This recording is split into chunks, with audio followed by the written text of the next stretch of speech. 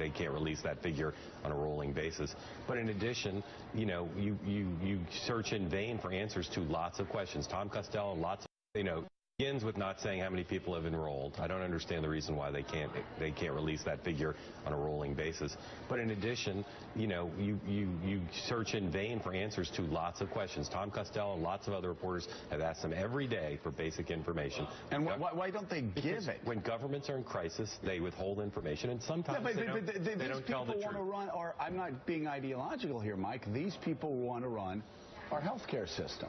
You know, and they want to be the grand organizers, the great organizers of what's most important to most Americans over the age of 35 or 40. And yet they're not telling us what's going wrong with our system that they want to run? Well, as Mark just pointed out, I mean, they're lying about it now. They're lying about it. They're not you know, depriving us of information. They are outright lying about what's going on. The word... Give me specifics. So what are they lying about? They're lying about the numbers of who have enrolled, right, the numbers who have made the process complete, the numbers of people who have actually signed up, a couple of other things. But the larger point is they keep using the word unacceptable.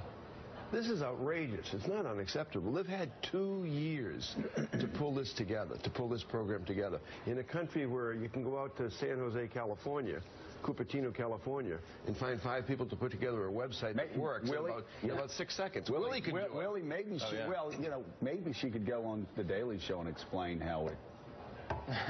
Oh, wait, that didn't work. That didn't work that way. But, you know, Willie is, of course, he's the IT guy that when government get in trouble, you go to Willie, boom. Did that fix work? It did. It did. Hold on, let me try it again.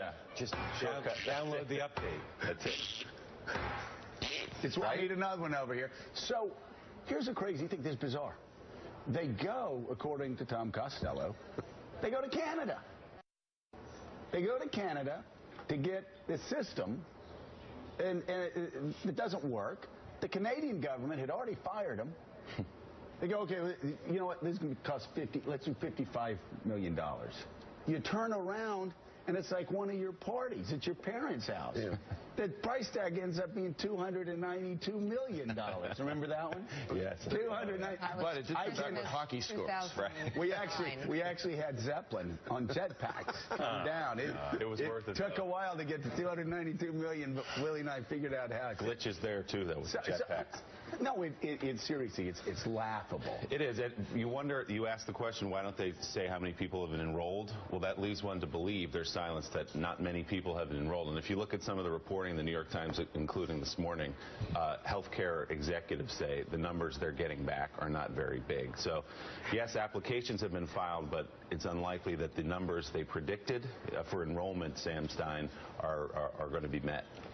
Yeah, I mean, this is not a great rollout, and you know, obviously they should probably put another button on the website that says, you know, apply by phone, and then another one that says, no, seriously, apply by phone, because they just don't have the internet capacity right now to do anything. I should be full disclosure. My wife works for the administration. She's involved in congressional oversight. Yeah. So at risk of getting a divorce, I think Kathleen Sebelius obviously should testify. I think the administration has been way too secretive about what's going on here. I don't think they've lied, as Mike Barnacle says, because Sam, they just haven't given us numbers. Why have they been so secretive? So you can't lie about something you don't... What's that? Sam, why have they been so secretive?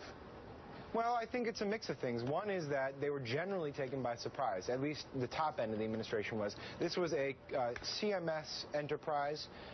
It seems from all the reporting and from what I can gather that up until very recently, they didn't realize how bad this was going to go out. And no one beta tested, which is almost criminal when you think about it.